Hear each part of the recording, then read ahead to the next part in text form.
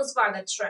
ઝાલોદ તાલુકા કોંગ્રેસ સમિતિ અને દાહોદ જિલ્લા કોંગ્રેસ સમિતિ દ્વારા ડોમેસ્ટિક એરપોર્ટનો વિરોધ કરતું આવેદનપત્ર પ્રાંત અધિકારીને પાઠવાયું। ઝાલોદ તાલુકા કોંગ્રેસ સમિતિ દ્વારા ઝાલોદ તાલુકાના ગામોમાં ગરીબ આદિવાસીઓની જમીન છીનવી લઈ સરકાર દ્વારા વિકાસના નામે માંસણ નાળા જળાશય યોજના, તે બાદ કાલીટુ જળાશય યોજના અને ત્યારબાદ દિલ્હી મુંબઈ કોરિડોર હાઈવે અને હવે ડોમેસ્ટિક એરપોર્ટ બનાવી આદિવાસી ખેડૂત ખાતેદારોને બરબાદ કરી નાખવાનું જે ષડયંત્ર કરવામાં આવ્યું છે।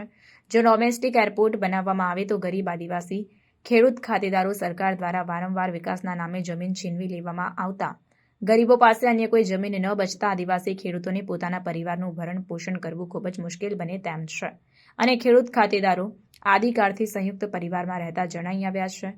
તે પરિવારો વેરવિખેર થઈ જશે, ખેડૂતોની રૂઢિ અને પ્રણાલીઓ તૂટી જશે, આદિવાસી તરીકેની ઓળખ ભૂસાઈ જશે અને અન્ય કોઈ વિકલ્પ ન બચતા ખેડૂતો ગુનાહિત પ્રવૃત્તિ તરફ ધકેલાઈ જતા આદિવાસી ખેડૂત પરિવારો બરબાદ થઈ જશે। જે અંતર્ગત આદિવાસી ખેડૂત પરિવારોના અને બાળકોના ભવિષ્યની ચિંતા કરી ઝાલોદ તાલુકા કોંગ્રેસ સમિતિ અને દાહોદ જિલ્લા કોંગ્રેસ સમિતિના ઉપક્રમે ડોમેસ્ટિક એરપોર્ટનો વિરોધ કરતું આવેદનપત્ર પ્રાંત અધિકારી ઝાલોદને આપવામાં આવ્યું। જે અંતર્ગત ઝાલોદ કોંગ્રેસ પ્રમુખ મુકેશભાઈ ડાંગીએ જણાવ્યું કે સરકાર દ્વારા ફક્ત જંગલની જમીનમાં જ એરપોર્ટનું કામ કરવાનું કહી ટાઢા ગોળા અને શારદા ગામની જંગલની જમીનનું સર્વે કરવામાં આવ્યું છે। આ એરપોર્ટ માટે 4109 એકર જમીનની જરૂરિયાત હોય અને ખેડૂતોને ગેરમાર્ગે દોરી સરકાર દ્વારા ફક્ત 1018 એકર જંગલની જમીનનું સર્વે કરાવ્યું છે। જો ડોમેસ્ટિક એરપોર્ટ માટે 4190 એકર જમીનની જરૂરિયાત હોય તો ખૂટતી 3072 એકર જમીન સરકાર ક્યાંથી લાવશે તે જ મોટો પ્રશ્ન છે। ખેડૂતો સર્વેનો વિરોધ ન કરે તે માટે ફક્ત જંગલની જ જમીન લેવાની છે તેમ કહી જંગલમાં પગપસેરો કરી દીધો છે, પરંતુ જંગલની જમીનમાં ઢોર ઢાખરનું નિર્વાહ ચાલતું હોય। ખાનગી જમીન તો અલગ, પરંતુ જંગલની જમીન પણ 1 ઇંચ આ એરપોર્ટ માટે આપવા તૈયાર નથી। જો સરકાર જબરજસ્તીથી જમીન છીનવાની કોશિશ કરશે તો આવનાર સમયની અંદર સમગ્ર દાહોદ જિલ્લાના આદિવાસી ખેડૂત ખાતેદારો અને બોર્ડરે આવેલ મધ્યપ્રદેશ અને રાજસ્થાનના આદિવાસીઓને એક કરી ગાંધી ચિંધ્યા માર્ગે ઉગ્ર આંદોલન કરવાની ફરજ પડશે તેમ જણાવ્યું હતું। રિપોર્ટર નાગેશ્વર સેન, દાહોદ। બોલા। હાલ સરકારશ્રી દ્વારા અમારા ઝાલોદ તાલુકાના 5 ગામોમાંથી જે ડોમેસ્ટિક એરપોર્ટ મંજૂર કરવાનું નક્કી કર્યું છે, એના અંતર્ગત આજે અમે દાહોદ જિલ્લાના આગેવાનો પ્રાંત અધિકારી શ્રી ઝાલોદને આવેદનપત્ર આપવામાં આવ્યા છે અને આવેદન મારફત અમે પ્રાંત અધિકારીશ્રીને વિનંતી કરી છે કે સાહેબ, સૌ પ્રથમ માંસણ નાળા જળાશય યોજના અંતર્ગત અમારા ગરીબ આદિવાસીઓની જમીન છીનવી લેવામાં આવી। એમાં જે અમારા ખેડૂતો હતા એ આજ દિન સુધી જમીન અને એના જમીનના વળતર માટે વલખા મારી રહ્યા છે। તે ઓછું હોય તેમ જે આજે અસરગ્રસ્ત થવા જઈ રહ્યા છે 5 ગામોમાંથી કાલીટુ જળાશય યોજના અંતર્ગત અમારા ગરીબ આદિવાસી ખેડૂતોની જમીન સેંકડો એકર છીનવી લેવામાં આવી। એમાંથી પણ આજ દિન સુધી અમારા ખેડૂતોને એક ટીપું પણ સિંચાઈ માટે પાણી આપવામાં આવ્યું નથી।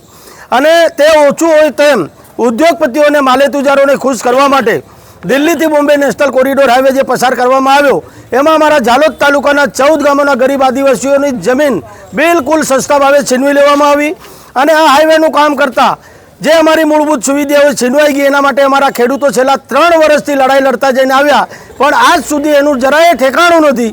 અને પડતામાં પાટું હોય એમ ફરીથી ડોમેસ્ટિક એરપોર્ટ મંજૂર કરી અને અમારા ગરીબ આદિવાસીઓને આ સરકાર દ્વારા જાણે કે ઝાલોદ તાલુકાના આદિવાસી ખેડૂતોનો ખાત્મો જ કરી દેવાનો હોય એ અંતર્ગત વારંવાર વિકાસના નામે જમીન છીનવી લઈ અમારા ગરીબોનો વિનાશ કરવામાં આવી રહ્યો છે।